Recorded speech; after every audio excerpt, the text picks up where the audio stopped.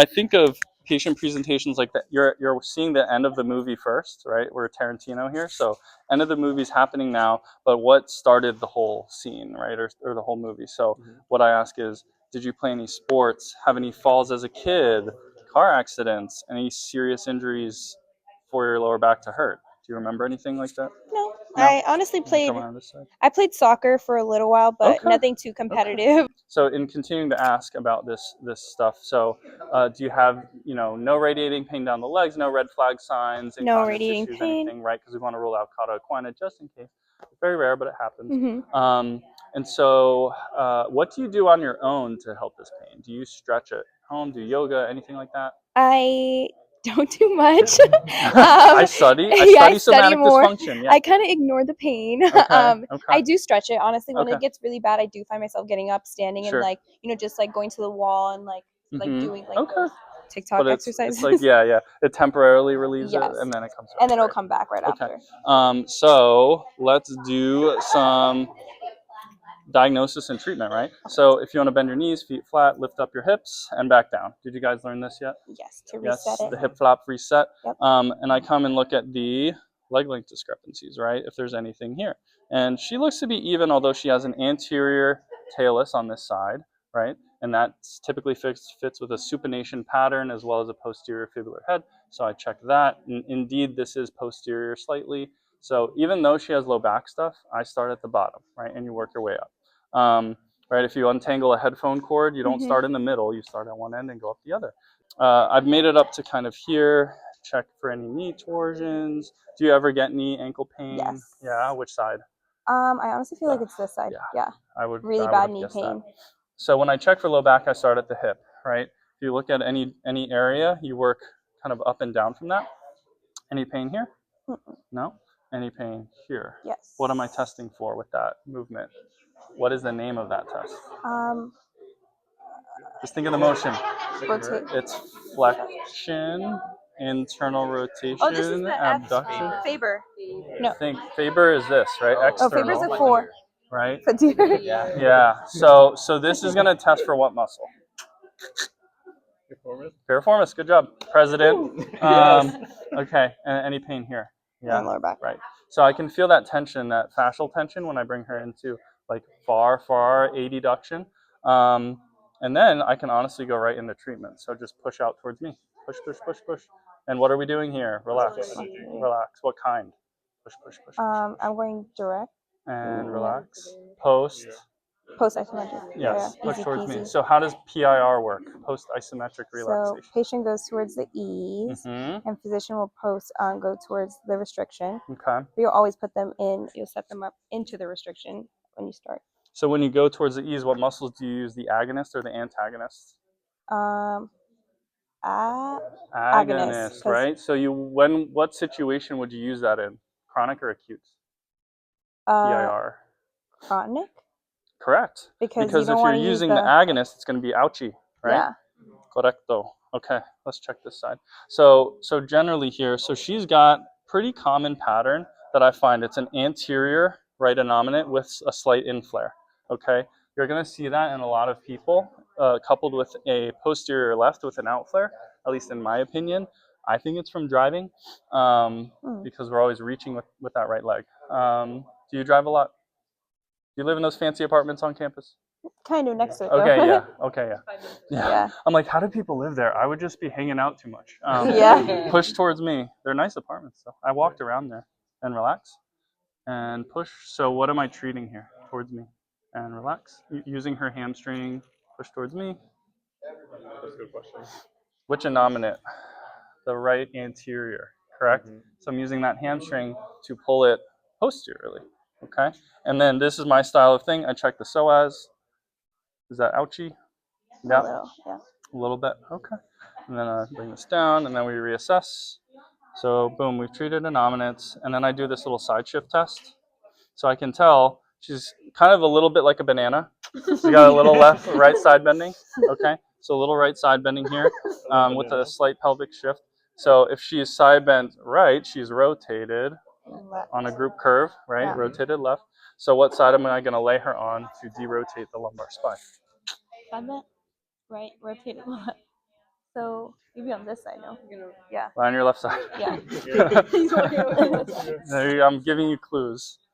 There we go. Yeah, you can leave that right there. And so we bring this here, scooch towards me. Perfect. That exactly where you're. I know. So I do this for a living. It's so tight. Bring your hip backwards towards your friends over there. 3, 2, and relax. Good. And again. 3, 2, and relax. Good. One more time. I know it's tight. And relax. And okay. And then on your back again. It was so tight. And then, so just to keep things even, just lie on your right side. Because even though she had that dysfunction, I do like to do a bilateral stretch just because it can help a lot with just fascial tension, especially after sitting on a plane, waking up at 4 in the morning. Okay, back down, good. And then we reassess. So the way I treat, right, it's kind of like, it's very integrated. As you get better and better, it's more like playing jazz, less like playing sheet music. I'm gonna fix this posterior too. So it's fluid. It's diagnose, treat, reassess, diagnose, treat, reassess, and then you kind of do it all at once.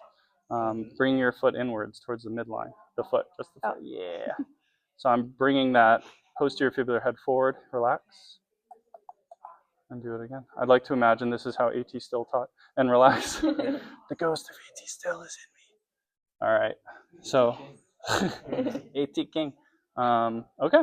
And then what we do is I'm going to check from the side here. So what also attaches to the front of the lumbar vertebrae muscularly that's important for breathing purposes? Diaphragm. It's a dome, right? So we think of the diaphragm from the front most of the times. What about the back of the diaphragm? It attaches to the front of the lower back. You look at the crew, right? So it's super important for your anatomy knowledge to know where that is. You mind popping off this little belt here? So I'm just going to check her lower ribs costal margin, right? So take a nice deep breath and relax. You can actually see she slightly exhaled through this side, okay? I know this might not feel great. Take another deep breath. What technique is this? And relax. Yes. And yeah, deep breath. Sorry. You good? Mm-hmm. You can tap out if you need to. She's a trooper. Yeah, she's strong. She's strong. That's my girl. I like how you guys are cheerleading. Oh, you got this, and you're like, I don't know if I got it. What's your favorite technique that you do, like in your practice? Here's one that I'm about to go right in. It's called Fullford shock trauma release. So create a line with your hands. You find those autonomic ganglia that live kind of right in there, and then you kind of find that restriction, and then you pick a side. So I feel that she's a little more restricted going this side. So you're kind of hopping on the side of the aorta a little bit because you're going to go a little bit deep. But this can help people relieve a lot of emotional stress. So is this similar to the linea alba? Correct. Okay. Very, very, very much similar. And then you just have them breathe, and then it releases. Good. Good. Okay. And then here I check semi-lunar line. So here, and then hip flexor. Yeah. I know. I'm sorry for smashing on the belly. I know. You're like, I can tell. Okay. There's a lot of hot chicken in there. I know. Relax. And I'm just testing her lumbars here. You can do a lot of BLT from this position. Yeah. So checking rotation. No falls on the tailbone. Nothing that you can remember. Okay. So like a shrimp, your shrimp posture. I sit like a shrimp in front of my computer. What do you guys know about lower cross syndrome? Very, very fresh. Is we know it? about upper cross. So can we apply that to lower cross? Because that's what she has. Yeah. That's what all of us probably have. Yeah. So for your upper and lower cross syndromes, you have 2 weak muscles and 2 tight muscles. Mm-hmm. In the lower quarter, the tight muscles are generally the psoas and the erector spinae of the lumbar spine. The weak muscles are the rectus abdominis, the glutes, glute medius, and the transverse abdominis, right? So a lot of coaching I will do. So try to imagine bringing your belly button towards the table, back, in, yes. Also bring your knees up, feet wide, knees together, okay? I want you to tuck your pelvis towards your nose, perfect. And then just hold that, okay? And then relax. So these are called posterior pelvic tilts, right? So the patient is kind of like rotating the whole pelvis back towards the nose. It's kind of flattening the lordosis, and that's actually recruiting your transversus abdominis, that inner weight belt that you already have. So that's an easy thing I teach patients. Like when you're in a crisis mode, like just do some gentle pelvic tilts and it'll help. All right, so next what we'll do is we'll have you lie face down, if you do not mind. They did wipe these tables down, I promise. All right, so, and then another thing we can check is hip flexor, right? So bring the leg back like so, a little bit tight here. Try to bring your knee towards the table, 3, 2, and relax. So I'm pinning down the PSIS so that her innominate doesn't get carried too far as well. And relax. One more time. Good. And then we check the other side. You guys have any questions? Okay. We're just learning. Yeah. Good. Can you tell me again for the cross, like the lower cross? Correct. The 2 weak muscles? The 2 weak muscles are glute med here and here. Yeah. And a lot of times you'll find trigger bands, so you got a gnarly one right there. Feel that? Yeah. So weak muscles get tight. Okay. Tight muscles give you pain. So these are weak, and then, or these are weak, as long, and your transverse abdominis and core, and then these are tight, as well as your psoas. Okay. So the tight ones you stretch, the weak ones you strengthen. Okay. Correct. And I know this is tight, but this is a straightforward soft tissue that I do with my thumbs here. That is literally where my back. That is literally where it hurts, right? So what structures are under here? So what am I treating here, right? Let's start superficially. So what's the top muscle that I'm probably feeling right now? Erector spinae, right? Yeah. Underneath that, you have your small stabilizers at the deeper level, right? Your multifidi, rotatories. Ligamentous-wise, the iliolumbar ligament lives right here, which often creates a lot of issues. Goes from the transverse processes out to the iliac crest. Okay, so these are all structures I'm keeping in mind in my differential. Does she have a paraspinal muscle spasm? Does she have an iliolumbar ligament strain or sprain? Does she have obviously somatic dysfunction in the actual, rotation and side bending components, which she has? You can also check for a sacral components, right? So sacral sulci, she has a right on left because she's really jammed up, okay? So all of these things can add up to be a reason for her pain, right? Of course, barring any straight leg raise, any fractures you're concerned about. She didn't have trauma. I'm not as concerned, right? She didn't play a lineman in football. Not thinking of spondylolysis. So what's a spondylolysis? It's a fracture, right? So where is the fracture? It's a long word, 2 words. What does it start with? Pars. The pars interarticularis, right? So a spondylolysis can lead to a listhesis, and you can sit on up. So listhesis is a slippage, right? So I'm going to show you a stretch to try. You don't have to do it now, but I think it's good to maybe do it at the hotel. It's called a super couch, and it's for your psoas and your rectus femoris.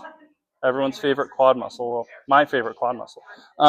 So what you do is you get a couch or a chair, put the foot here, and then you kind of go down. You don't have to get this far. I just do this all the time. But you have all this strain going on in your hip flexor and your quad, and then you squeeze your glute. Squeeze the right glute. And it's going to be difficult to do, and it's going to feel really tight, but that means it's working. Yeah. And you want to hold this for a few minutes, right? So here you go, and then you do the other side. But this is going to help open up your hip flexors, right? After sitting on a plane, sitting, studying, all that stuff, right? So that's kind of like some of the first stuff I would give is those tilts, stretch out the front of the hips, even like some leg lifts to get the glutes moving a little bit. Squats. Squats. Safe squats. But how's your back feeling? Feels better. It honestly does feel looser. I feel like Checks in the mail. I'm just kidding. There you go. Oh yeah. Here, say how to get into this. So back definitely feels looser. I don't feel as tense in the lower back area. Definitely learned a lot. We need to hit the gym and strengthen those glutes and send the Stretch piriformis. the psoas. Yeah. Oh, psoas. It was for the psoas. But yeah, it definitely feels good. I definitely feel looser, and like it kind of feels nice to hear like the things that you say, because I do feel right knee pain, and I do feel I do feel right knee pain, and I do feel like lower back pain. So hearing your diagnosis, and like it shows me that there's definitely something going on, and I'm not crazy, so it's nice. So doctor, when should she follow up? You should come back in 3 weeks. Okay. And make sure you do the stretches at home that we I showed will. you earlier. And cut. Thank you.